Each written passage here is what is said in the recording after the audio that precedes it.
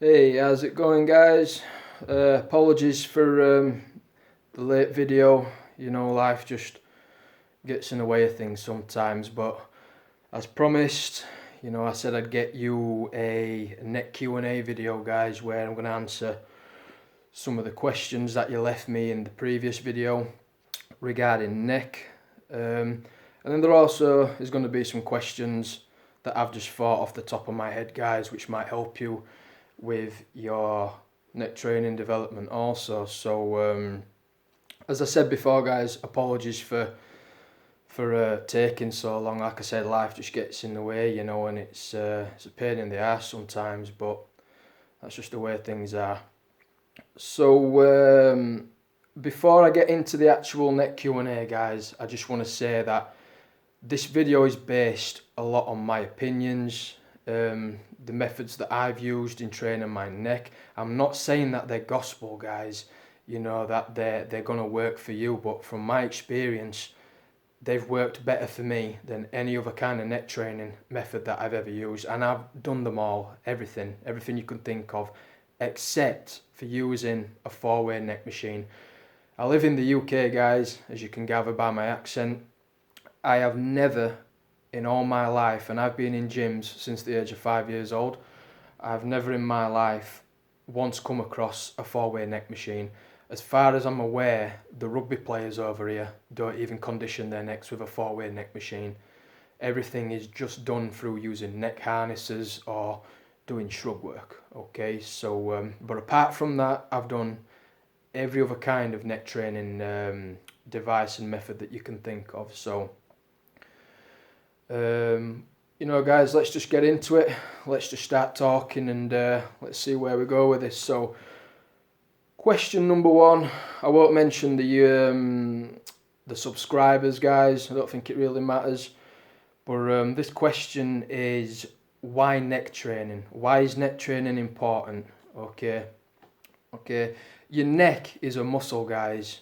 Just like every other muscle in the body, your neck needs to be trained. In my opinion, the neck could be considered the most important muscle because it's a channel for all your nerves and everything like that. That everything's got to travel through your neck, your circulation, everything goes through your neck to get to your brain and the rest of your body.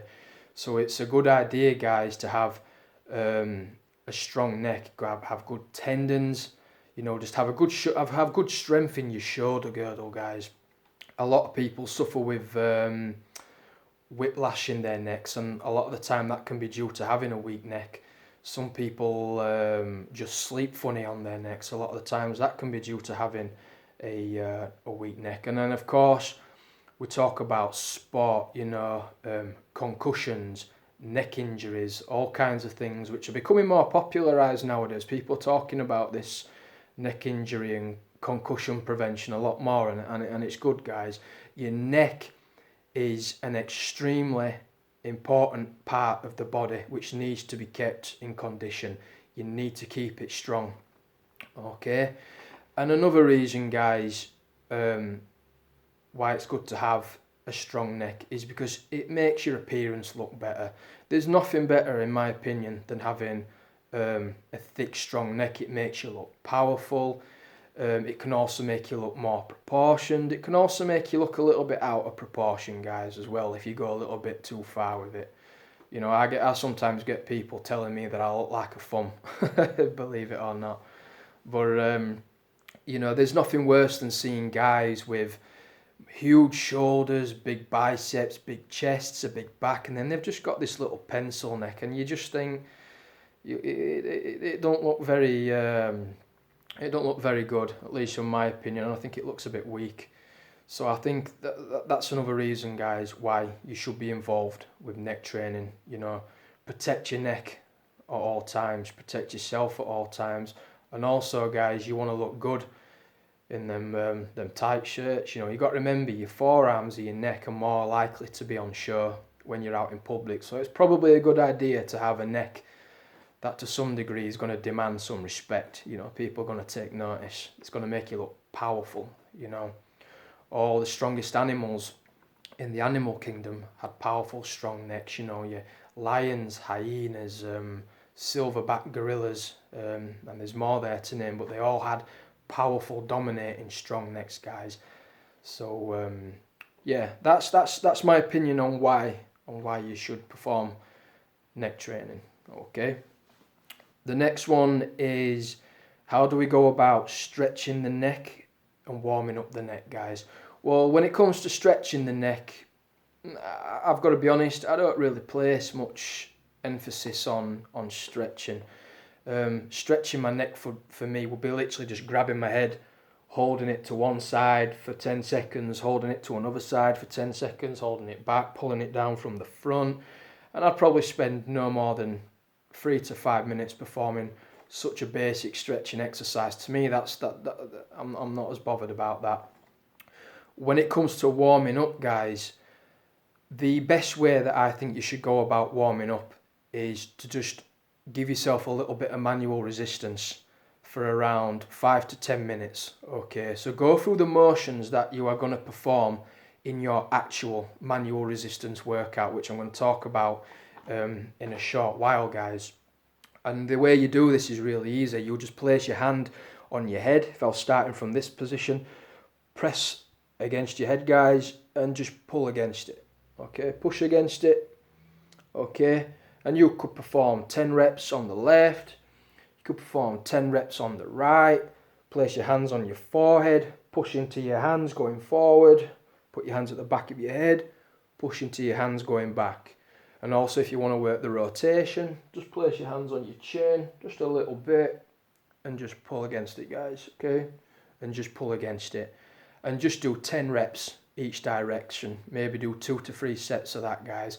And you can play with the amount of pressure that you want to place on your head to give your neck, get that blood pumping into your neck, guys. It's that simple, okay?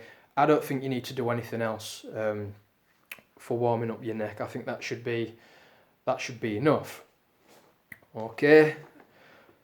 The next question is equipment. Somebody asked me, what is the best equipment would I recommend? What do they need to buy in order to, take on this neck training? So I think a neck harness, guys. I think a lot of you need to experience the neck harness. I think neck harnesses, in my opinion, are very good for building up the upper traps. The traps attach to the bottom of the skull, and sometimes people have a hard time developing where the traps attach to the base of the skull at the back. A neck harness will actually allow you just to develop that very upper part of the trapezius muscles. Okay, so a neck harness, I think, is a must. The next one is going to be resistance bands. I think resistance bands are amazing for training your neck, guys. You can anchor them to almost anything, and you can do all the neck training that I talk about can be done with a resistance band. You can hook it up to an anchor in the wall. You can hook it up to the rack machine in the gym. For some people, they hook them up to the doors. So you can just use them anywhere, guys. And if you get a good resistance band with good tension, you've got yourself a decent neck workout. But in my opinion, again, guys, the best piece of equipment that you could use for neck training is a person, a partner that you can trust, that can apply the right amount of pressure to your head while you're performing manual resistance exercises, guys. And another thing that I want to talk about is using plates on your forehead. Although I'm not so much of a fan of it anymore, there is an alternative, guys. You can buy these weighted headbands which you can place over your head while you're performing your neck movements, alright? But they can be expensive. Now, I have a video on this, so you can go back and check it out. It's called Making Your Own Weighted Headband. What you do, guys, you take some ankle weights, a pair of ankle weights, fairly heavy ones if you're already pretty strong in your neck, and you can actually create your own headband by attaching the Velcro straps on the ankle weights, making it a band which you can put over your head. It's cheap, and if you get heavy enough ankle weights, guys, it can provide much better resistance than what holding a plate on your forehead would do. I find when you're holding a plate on your forehead, a lot of the tension can be in the traps, and also your hands are stabilizing that weight. You're actually taking a lot of the weight off, believe it or not, when you're doing it, guys. And it's hard to make the progressions. It's harder to make the progressions worthwhile. That's what I'm trying to get across. As you get heavier with the plate, you find that really it's your grip, and that's holding the plate really from sliding off your head, as opposed to your head taking the full force of that weight. Whereas if you have a headband which is fit tightly around your head, guys, you can just put your hands on your chest, on your stomach, guys, and you can just use your head, use your neck muscles without having to worry about holding anything on your forehead. So that would be a neck harness, good resistance bands, a training partner. If you don't want to use plates on your head, guys, you could make your own weighted headband by using ankle weights, by fastening the Velcro straps. And yeah, I've got a video on it, guys, so do go check it out, because I think you'll find it quite interesting. Okay, I've been asked this question a few times. Manual resistance, guys. Let's talk about manual resistance and how I go about training manual resistance. I've already got a video on this called Joe Waldman neck training, guys, but I'm going to go over it again so you all know where you stand.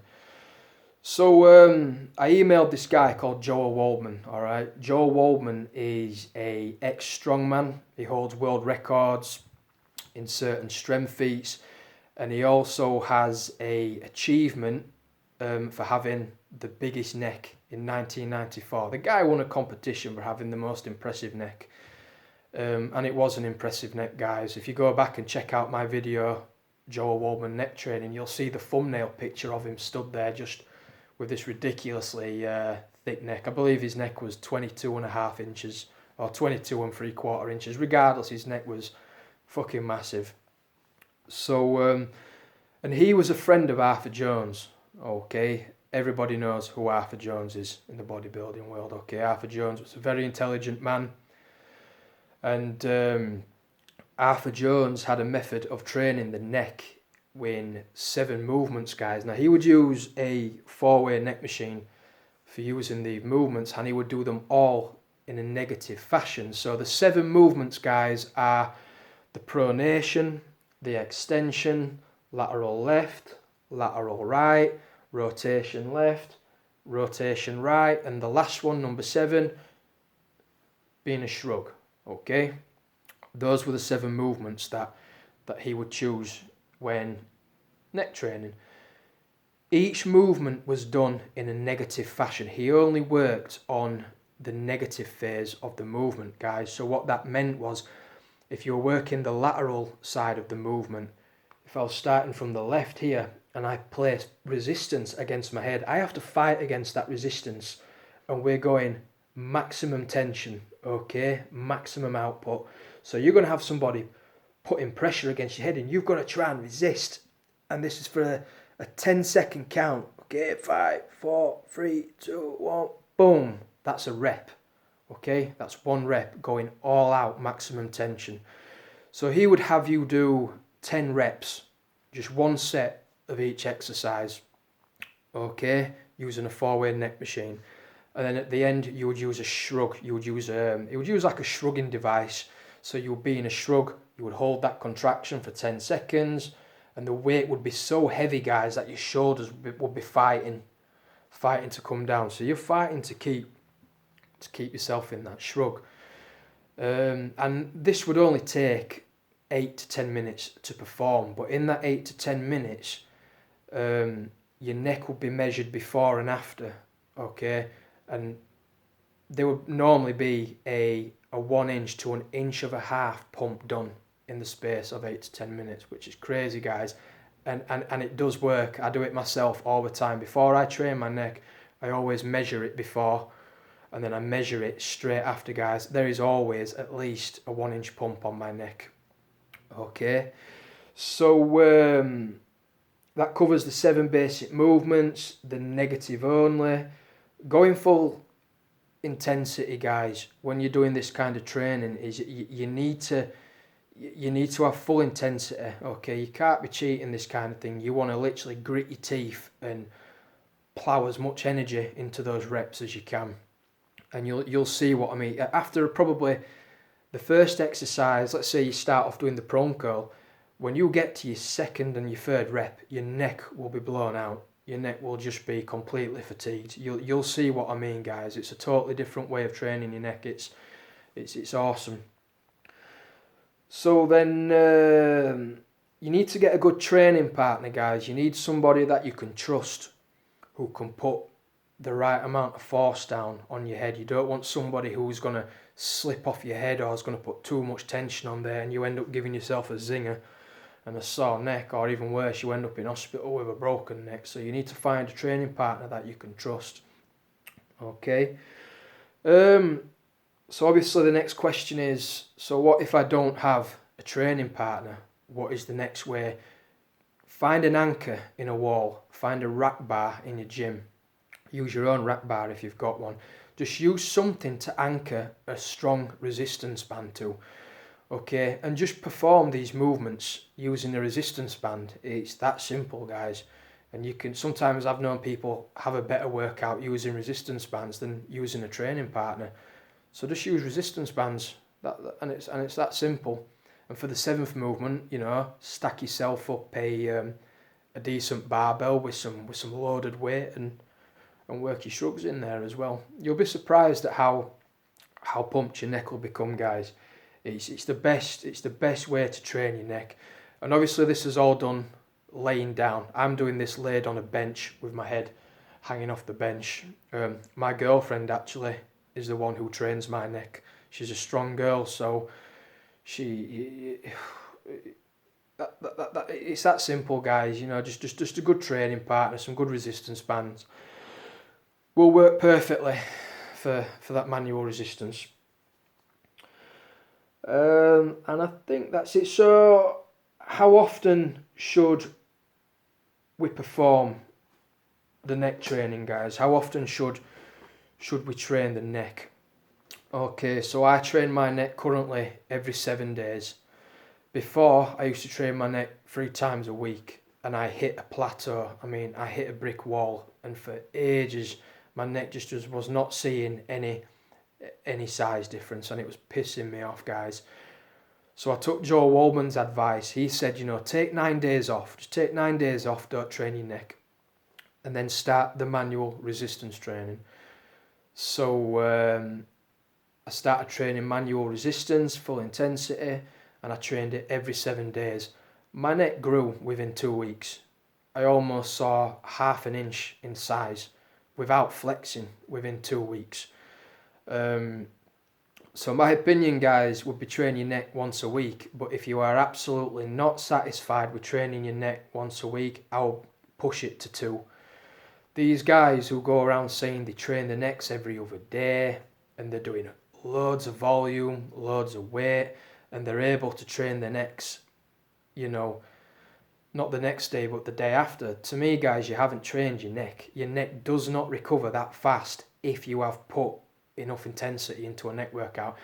I cannot train my neck every other day because my neck is sore for 4 or 5 days. There's no point.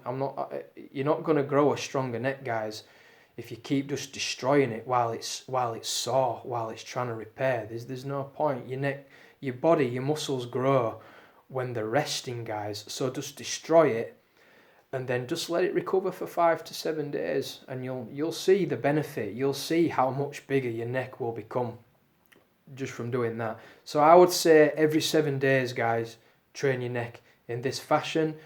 But if you absolutely must train your neck, no more than twice a week, okay? And I'll be doing those 5 days apart. Do you know what I mean? That's enough, guys. Reps and sets, okay? So again, we're talking about manual resistance again, because I swear by it. 1 set of each exercise, 10 reps to each set, okay? 1 set doing the prone, the extension, the laterals, and the rotations, doing 10 reps in negative fashion, okay? And that's it. and you want a 10-second resistance of your head being, okay, push back or push forward, okay, 10 seconds. 10 seconds, you want to really feel that pressure against your head, guys. Okay, that covers the reps and sets. That's all you need to do.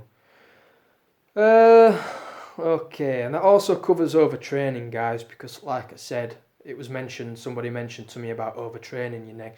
If you're training your neck every other day, you're overtraining your neck.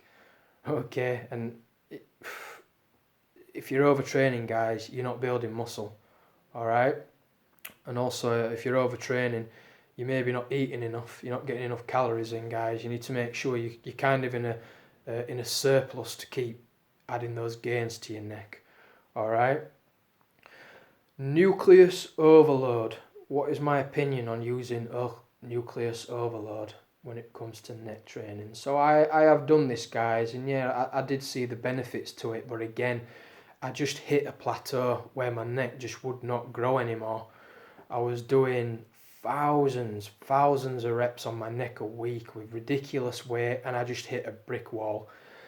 I don't advise you do it, guys, especially if you're a combative guy, because you're just going to get a stiff neck. You're going to just do more damage than what it's worth. All right? You need to let your neck recover. You've got to let your muscles recover.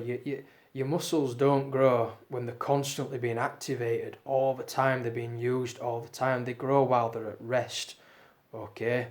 So I wouldn't use a nucleus overload for the neck. I don't think that's a good idea. Okay, you've got to look after your necks, guys. You've got to be a bit more methodical when it comes to neck training. Be smart about it. Rotational exercises, are they worth it? Absolutely. If you're not doing rotational exercises for your neck, guys, you're missing out. I get a super burn in my sternal muscles from doing rotational exercises. I think they are awesome, guys. And not only that, but they really hit where your sternal muscle runs up into the back of the skull, right behind the ear, guys. If you build up that muscle right behind the ear, it will make your neck look a whole lot thicker, guys. The rotational exercises, I believe, really hit that higher part of the sternal muscles, okay, behind your ear there. So in my opinion, rotational exercises are absolutely worth it. Same as doing lateral work, guys. I think lateral work done properly can hit that attachment behind the ear a lot better than what it can if you're just working the prone position, the front part of the sternals, guys. Because you've got to remember your sternals, guys, they attach into your collarbone here, okay, right at the front. You can see this big lump of muscle there, guys, and it's going to travel from your collarbone, it's going to run right under your jaw, and it's going to attach behind your ear, guys, okay. So it's important that you go in every direction possible to make sure you get the full tension on that muscle. So I hope that covers that bit for you guys. Neck bridging, okay. What is my opinion on neck bridging? My opinion is neck bridging is awesome, but it's not for everybody. I think when you enter into doing neck bridging, guys, you should already have good stabilizers in the neck. Your neck should already be strong and developed. I would not be telling anybody to perform neck bridges if they've never done any kind of neck training before. You're asking to be put in hospital. You're asking for nerve damage, all kinds of problems, guys. And believe me, I've had them. You don't want it. It's not good. So my advice would be that if you're going to go into neck bridging, I would recommend some stability exercises for the neck beforehand, and basic stability exercises, guys, could be things like placing a Swiss ball or some kind of soft ball against the wall in front of you, and press your head into the ball and really learn to contract and squeeze those neck muscles, guys. Or even get yourself into the bridging position, but support yourself with your hands. Okay, don't be taking your hands off until that neck is fully stabilised. But yeah, neck bridging is used in wrestling. A lot of the NFL players like to use it. MMA fighters, boxers like to use neck bridging. I use neck bridging for years, guys, with heavy weighted plates, 20 kilogram plates. on my chest, just rolling backwards and forwards, doing, you know, the Mike Tyson neck bridging and all that crazy stuff. Neck bridging is great, but unfortunately, guys, it only takes that one slip, it only takes that one day for something to go wrong, and you find yourself not neck training for up to 2 years because you've broken your neck, or you've given yourself a zinger, you've got some nerve damage. Is it really worth it, guys? That's up to you. All I will say is, if you decide you want to do neck bridging, just be careful, guys. Warm your necks up and just make sure that your stabilizer's a condition to hold your body weight in that position. All right. So how do we track progress if we're only using manual resistance? How do we go about tracking progress? Now, I think this is really simple, guys. You just have to talk to your training partner. Okay, you'll be surprised at how difficult it is to resist against somebody pressing down on your head when you've got your head hanging off a bench.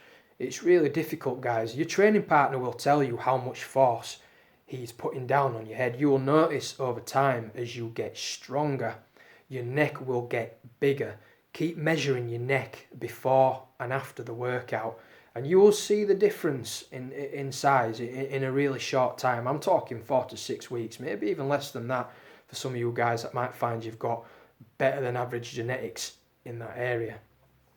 So I would just talk to your training partner, guys, and tell them to place more stress, more pressure down on your head. Okay, really easy. If you're using resistance bands, place the resistance band over your head, walk further away, and you'll feel the resistance. You'll be able to gauge yourself the type of resistance that is going to give you that great workout that you're looking for. So that's how I would track progress, guys. I won't think into it too much. Just go by how it feels at that moment in time. Okay. All right. Using the plates, guys. The plate method. So I'm referring to the Mike Machine Bruce method of the 3 sets of 100 with a plate on your head. I've already covered this, but like I've said before, guys, it works. I've used it myself. I don't think you should do it every other day. I think that's overtraining.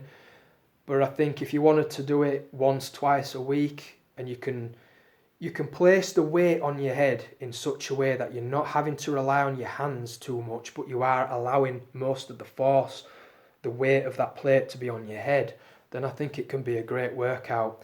I think the volume is a little bit too much. I think maybe you should swap it round and use more of a negative method, guys.